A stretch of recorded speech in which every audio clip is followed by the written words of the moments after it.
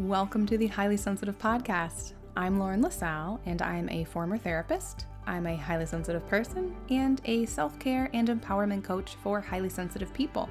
My goal for this podcast is to create a feeling of community, to be a supportive place for HSPs, and to normalize our experiences as highly sensitive people. Because I'm pretty sure we've all spent way too much time feeling like we're weird or don't fit in. Well, guess what? Here, you fit in perfectly. This podcast will give you tools to better understand yourself, to help you learn how to care for yourself as an HSP, and to start viewing your sensitivity as a strength. Thank you so much for joining me, and let's begin. Hello, everybody. Welcome to the Highly Sensitive Podcast. I'm Lauren, of course. And does anybody else live somewhere where it's just been like constantly dumping snow on them for the second half of the winter? Because that's what's been happening here. And it feels like every 4 days we get like 2 to 5, 6 inches of snow. And it's just been crazy. And then today it's freezing rain. So that's nice. And then this weekend we are supposed to get, I think, like 11 inches of snow total throughout the whole weekend. Woo! And we already have a ton of snow, so I don't know where that's going to go. I feel like we're not going to be able to see anything out of our windows, and it's just going to be like paths through the snow that's taller than we are. That's exaggerating it a lot, but that's what it feels like. It's been snowing so much. Anyway, enough about snow. I'm inside, it's warm, and I enjoy that. So today, I have an episode for you about being a highly sensitive mom to babies and toddlers. And I, of course, well, not of course, if this is the first episode you're listening to, you don't know. But if you've listened to other episodes, you probably know that I have a 2.5-year-old, and I am due with my second at the end of July. And basically ever since becoming a mom, I felt really drawn to supporting other highly sensitive moms because there are so many changes that happen when you become a mother.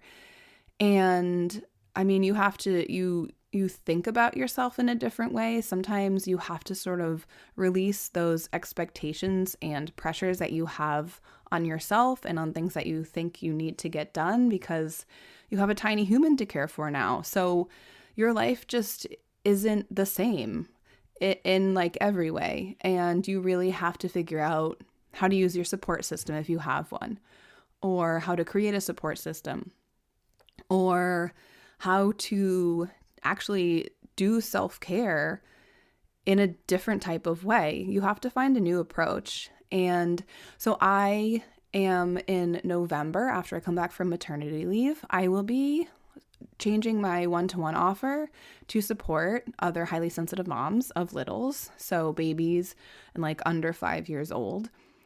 And I'm really excited about this. I'm really looking forward to it. If you are not a mom, or if you are but you have grown kids, don't worry.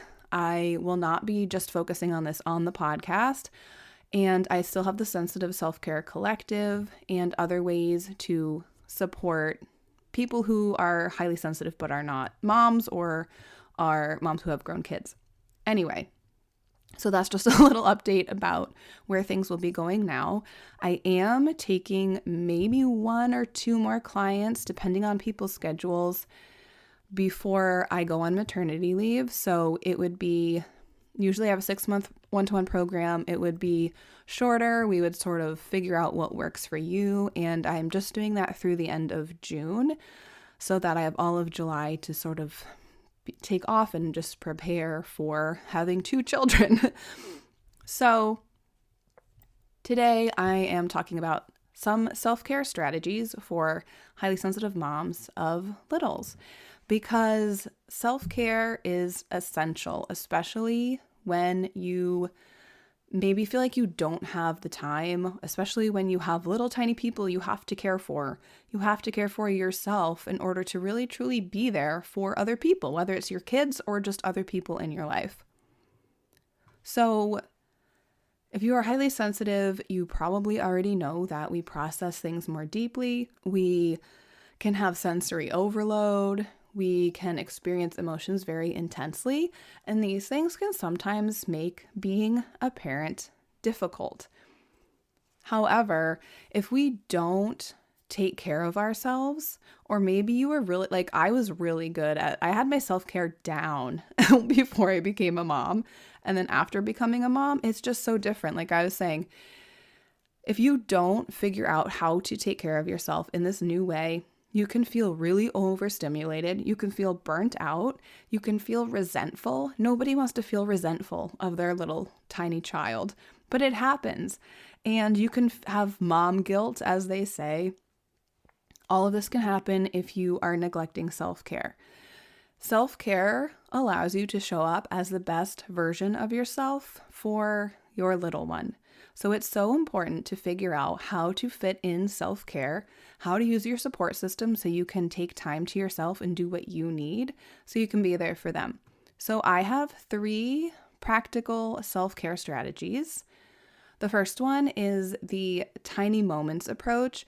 So self-care doesn't have to be this big thing. You don't need like hours and hours to take care of yourself if you don't have them, because you just don't. It's about finding tiny moments of calm when you can do these things. So just taking some deep breaths when you're changing a diaper or doing the dishes for 5 minutes. Take a quick break when your baby is napping. I know for me, they say sleep when the baby sleeps. I don't nap. I can't. I just feel worse.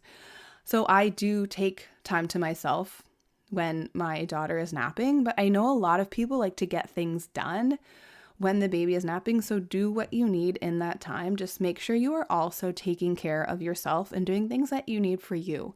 So slowing down if you feel like you're at a go pace all day, especially like with toddlers. Sometimes it feels like that. Often it feels like that. So taking time to pause, do some deep breathing, do a meditation if you like to do that. Do what you need to just slow down. Tip number 2 is setting boundaries without guilt. So this is so important. You need to be able to say no to commitments that drain you and yes to things that nourish you. So one thing that you can do is to make a list of things that drain you, things that nourish you. Try to do as minimal of the draining commitments as you can and increase the things that nourish you. And I found when I became a mom that I actually was much better at setting boundaries. I felt like I could do it much more easily because the boundaries were also there for my daughter. Like I had to do things around her nap time, around eating, feeding, just so we could get home in time for bed and so that she hopefully wouldn't fall asleep in the car for 5 minutes and then her bedtime would be pushed out 3 hours.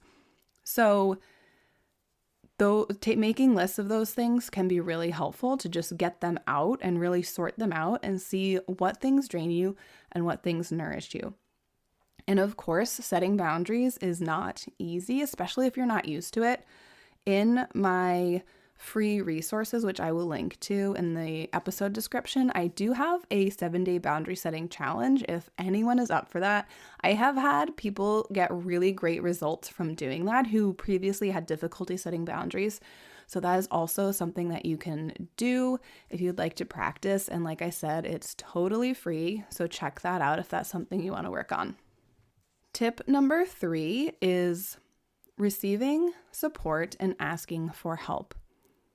Tip number 3 is all about getting support and asking for help.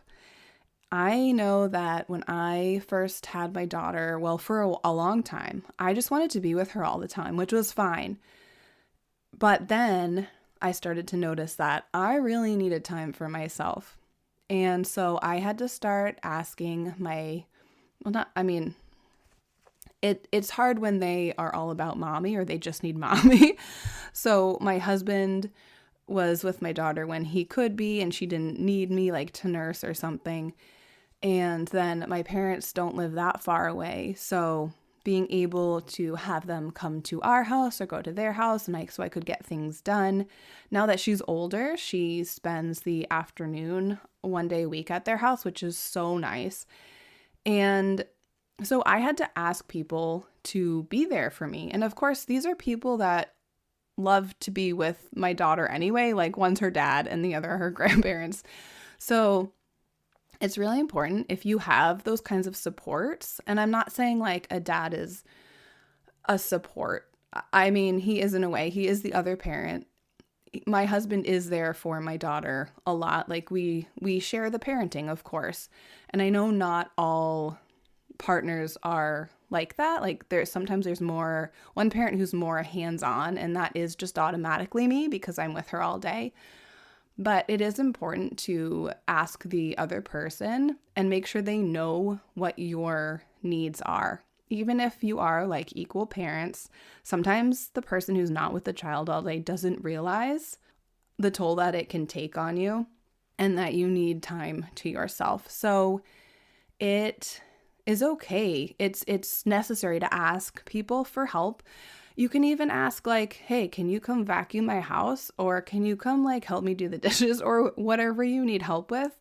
If you feel comfortable, if you have somebody in your life that you feel like you can ask those things, that is great because I mean, maybe they'll say no, but at least you tried, because it can feel really overwhelming and sort of like you're drowning sometimes. Like sometimes I feel like I'm drowning in dishes. I have to vacuum and there's like books all over the place. There are little toys all over the place. So making sure that I'm reaching out to the people in my life to help me out in whatever ways I feel like I need has been really, really helpful. And being able to do that and not feel guilty about it took me a little bit of time.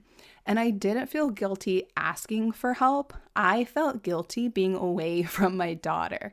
So that was something that I just had to sort of learn over time and just be away from her for a little bit at a time. And it gradually, I was okay with it. And I got used to it. And so sometimes you have to do what feels right for you, what feels comfortable. There are so many more tips that I could give you, and I will do more in another episode. But those are 3 I think that are great to start with.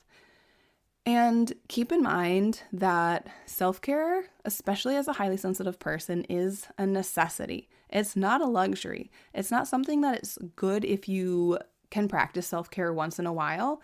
Self-care is something that you need to do consistently as you possibly can to truly be there for yourself. And when you are there for yourself, you can be there better for your child, because your child also benefits when you are taking care of yourself. So here's an affirmation that you can say if you need to. You can say, I am worthy of care just as much as my child is. Because sometimes it's so easy for us to really prioritize them and sort of forget about ourselves. And so being able to also prioritize yourself is really, really important. And that, of course, doesn't mean neglecting your child's needs. It's just fitting yours in where you can. So the 3 steps, just to recap, are the tiny moments approach, setting boundaries without guilt, and asking for support and help. So today I invite you to take one of these tips and implement it. Maybe if it's not today, as soon as you possibly can, try to work these into your life and see how it goes. And if anything in this episode resonated with you, or you know another highly sensitive mom who you think could benefit from listening to this, please share it with them. I think it would be so great to create a community of HSP moms of littles, and that's something I want to do as well. But that's for another day. Thank you so much for listening. I hope you got so much value out of this episode, and I will probably be posting again in 2 weeks, as well as having some hopefully upcoming guest episodes if I can get those people scheduled in soon. So I'm excited about that, and I will see you then. Thank you so much for listening to the Highly Sensitive Podcast. You can help support the podcast by taking a minute to rate and review it, share a favorite episode with a friend, or become a subscriber on Patreon at patreon.com/highlysensitivepodcast. Visit laurenlassallecoaching.com for free resources, information about my coaching programs, and to join my email list. You can connect with me on Instagram at selfcarewithlaurenlasalle or email me at lauren@laurenlassallecoaching.com.